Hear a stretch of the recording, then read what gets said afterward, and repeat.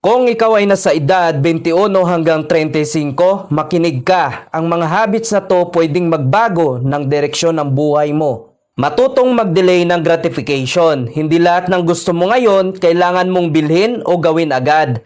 Ang marunong maghintay, mas malayo ang nararating. Alagaan ang katawan at isip. Walang silbi ang success kung sira ang kalusugan.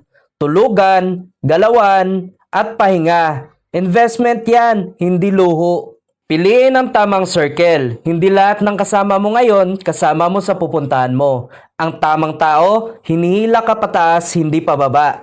Mag-ipon at intindihin ang pera. Huwag lang kumita, matutong magtabi. Financial peace ay malaking parte ng happiness. Pag-set ng boundaries ng walang guilt. Hindi mo kailangang ipaliwanag ang hindi mo. Ang boundaries ay tanda ng respeto sa sarili. Iwasan ang comparison. Ang timeline mo, hindi dapat ikumpara sa iba. May sarili kang oras. Mag-invest sa sarili araw-araw. Kahit konti, magbasa, aral, at galaw. Ang consistency ang tunay na sikreto. Hindi mo kailangang maging perpekto, kailangan mo lang maging consistent. Simulan mo ngayon habang bata ka pa. Kung nakarelate ka, i-like, i-share, i-follow, at mag-subscribe ka na rin sa ating YouTube channel para sa mas totoo at makabuluhang usapan sa karir at buhay.